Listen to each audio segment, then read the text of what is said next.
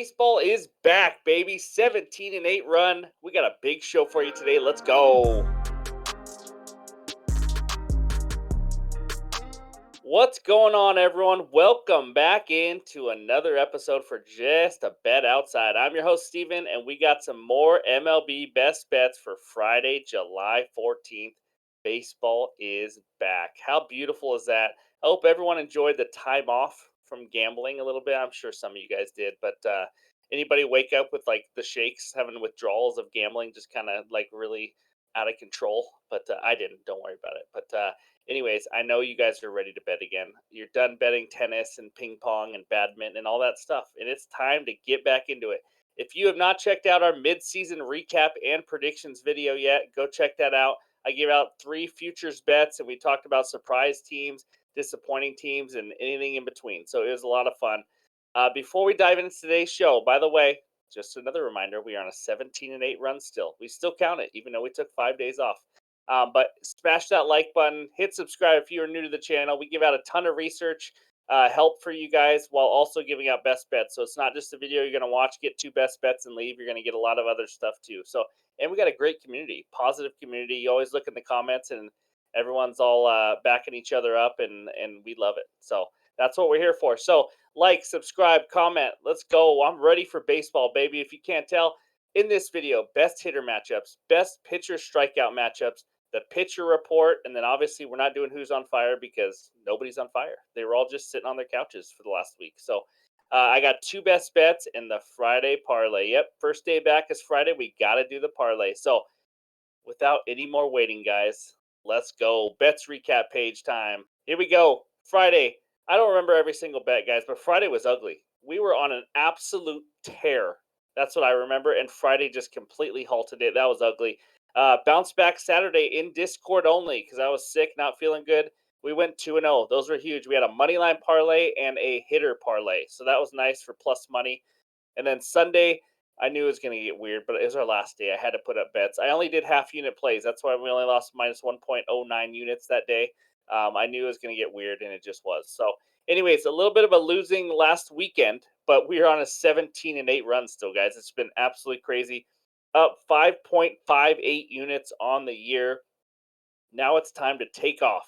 So let's do it. It's baseball time. Let's start with those good hitter matchups.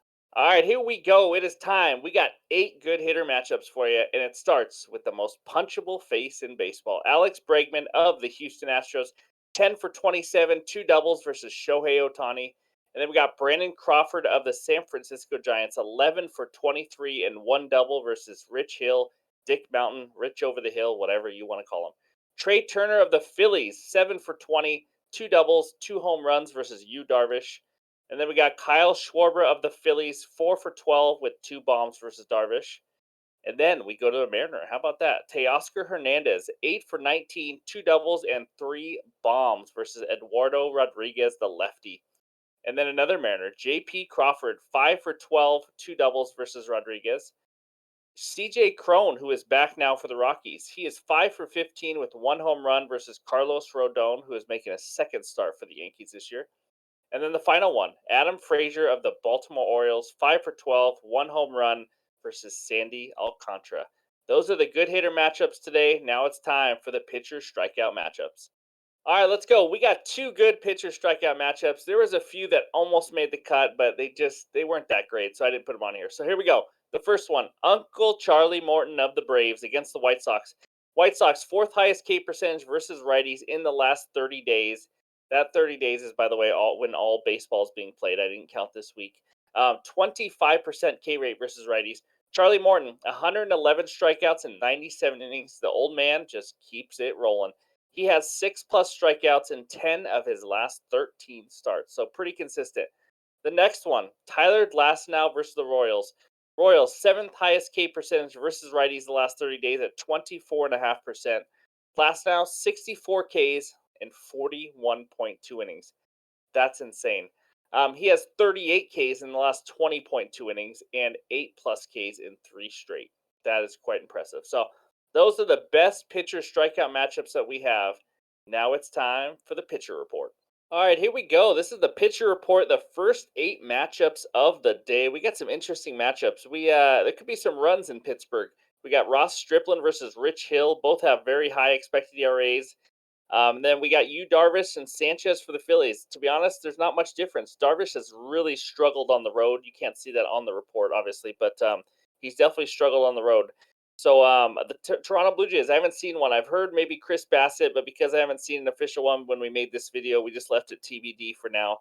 The Mets one's pretty impressive, or a pretty good matchup also. Verlander's been really good at home, really solid, not so good on the road. But Julio Urias, everyone expected him to pitch well, and we're still waiting on it. So he's coming back. This is like a second or third start after an injury. So that should be an interesting matchup with the Dodgers and Mets.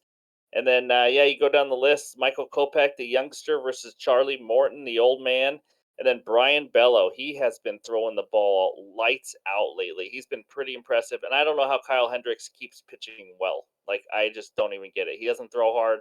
He doesn't strike out anybody, but he still gets the job done. So that's a pretty interesting matchup, too. So, anyways, those are the first 8 matchups. Let's move over to the last 7 matchups of the day. And we got Tyler Glass. That is a glaring one right there, guys. Tyler Glasnow versus Alec Marsh. He's only had a couple starts. He's only thrown 9 innings. So I mean, that's a huge mismatch all around. Carlos Rodon. Don't get confused by the 6.37 expected ERA. He's thrown 5.1 innings. That's it. He's just coming back. He was a superstar before. I don't necessarily know if throwing in Colorado is a great second start, but we'll see. And then Austin Gomber. I mean, Christmas tree alert, baby. That's right. He's been pitching a little better lately, though, I will say. And then JP France and Otani. Interesting matchup because the numbers aren't too different. I mean, they really are when you look at the K percentage over there on the right, 32.4%. But that's an interesting matchup because I can't trust the Angels in the second half. I just can't. Otani should be traded, by the way. I don't know what they're doing. Trade him to the Mariners. I'll take it. But anyways, the last matchup down there, the Oakland A's, by the way, don't have a pitcher listed as of right now. But Eduardo Rodriguez versus Luis Castillo in Seattle. The over/under on that one is like 7 right now. So if those two pitchers throw well, that is not going to have a lot of runs in that game. That's for sure. So, and then you got John Gray up there. I'm really curious to see if John Gray and Dane Dunning, the two Texas starters that have been pretty dang good this year, if they're going to have some negative regression that we're all kind of waiting for. So we will find out. But anyways, that's the pitcher report. Hope this helps. Take a screenshot. You got expected ERAs, K percentage, innings pitched, all that kind of stuff. So that's a lot of fun to put together. Now it's time, though, for those best bets. All right, game number one takes us to Kansas City, the home of Patrick Mahomes. I mean, the Royals. The Rays at the Royals. Rays money line minus 285. That is huge. Royals money line plus 240 with an over under of 9 runs. This bet right here, guys, I hope you guys can still get it by the time you see the video. It's my favorite bet of the day. I'm not going to lie. I'm still keeping it a unit because it's the day after the All Star break, which I have not mentioned yet, by the way.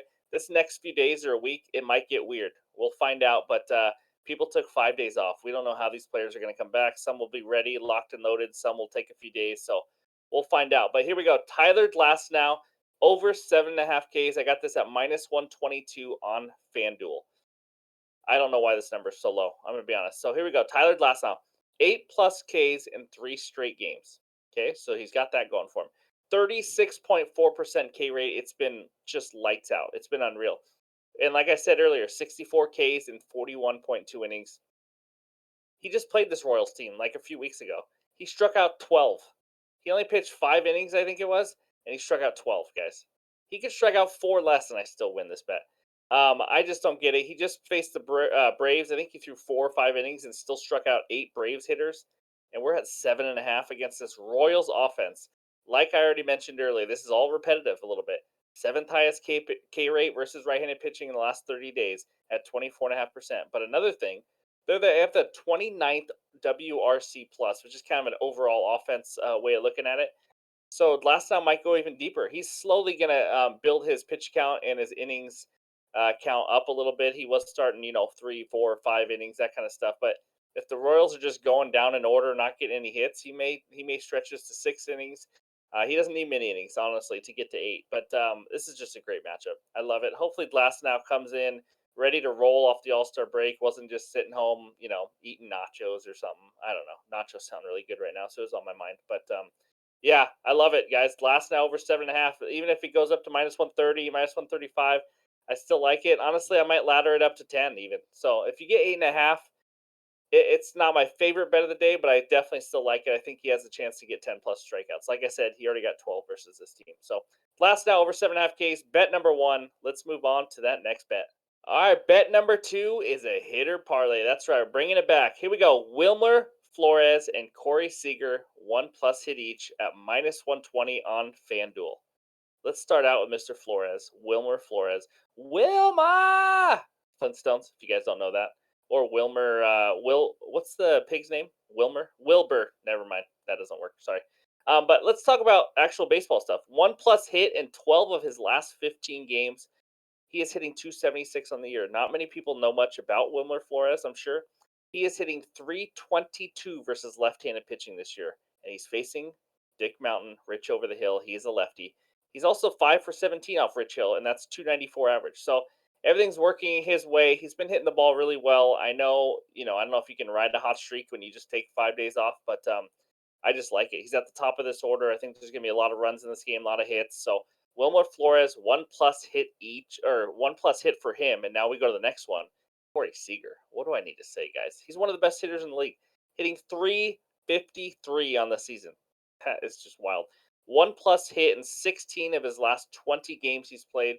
He has a 387 average at home. He just rakes in Texas. And he's 363 off of right-handed pitching, and he's going off Aaron Savali. Savali's had a decent year. I'm expecting negative regression, though we've seen Savali enough in his career.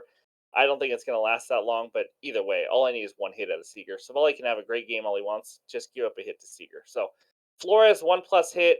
Seager, 1+ hit. Put those together, minus 120 on FanDuel. And now it's time, baby. Sound those alarms. Friday parlay. Let's go. All right, let's go. We are due to hit a Friday parlay. I got a three-legger for plus 310. Let's do it. Braves money line, Red Sox money line, and the Rays minus 1.5 runs. Let's start with those Atlanta Braves on the money line. Charlie Morton versus Michael Kopech of the White Sox. Morton's been solid. Like I said earlier, I don't get it. I don't know how he's still doing it at his age. 3.43 ERA. The White Sox have a 22nd WRC plus right now versus righties, and maybe no Luis Robert. Apparently, he hurt himself during the home run derby. I wish I could hit 480-foot bombs with a hurt calf. I think it was. I don't know what happened when it happened exactly, but if Luis Robert is out, guys, he is like their whole offense. So this would be a huge mismatch. I think the Braves win by 2+ runs, honestly. And then he goes up against Michael Kopech. First start off the IL. I don't know why the White Sox are throwing this youngster into a game against the Braves in his first start back, but on the road this year, 5.79 ERA. It's not pretty. How about a 14.4% walk rate on the road? That's just terrible. We know the Braves offense. They're the best.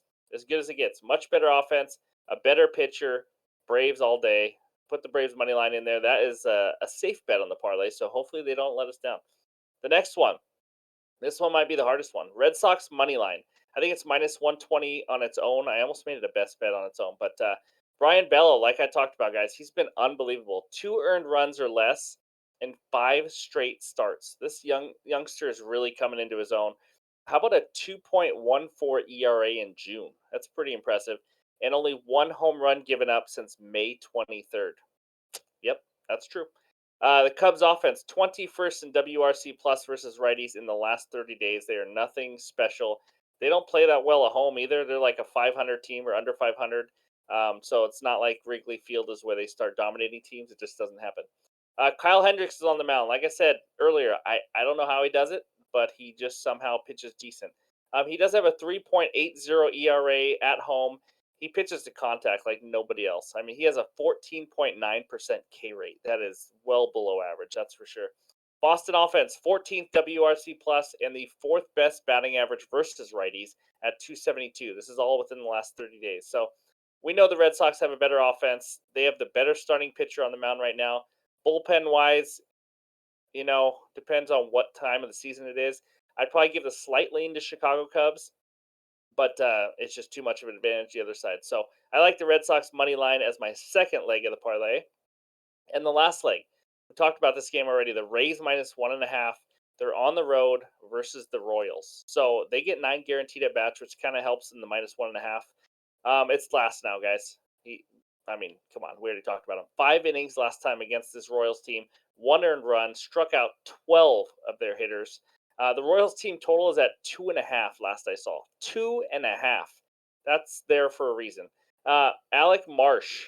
I don't remember if it's Alec or Alex now. A young guy who's only thrown, I think, 9 innings, given up 3 home runs already, though. That's one every 3 innings, by the way. Just did the math in my head. It's crazy. 7 walks in those 9 innings. That's almost one an inning. Another thing of math I did.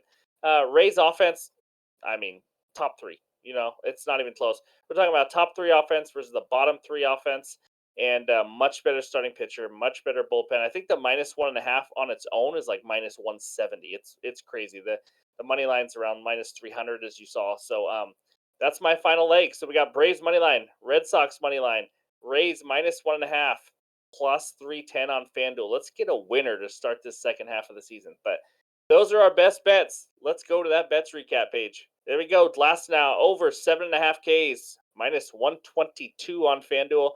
Then we got Wilmer, Flores, and Corey Seager, 1+ hit each at -120 on FanDuel.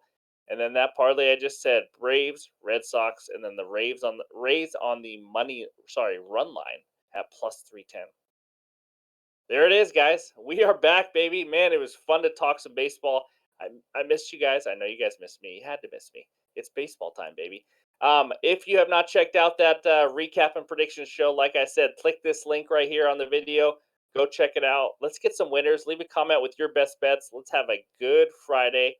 Thank you guys for watching. As always, we'll talk to you later.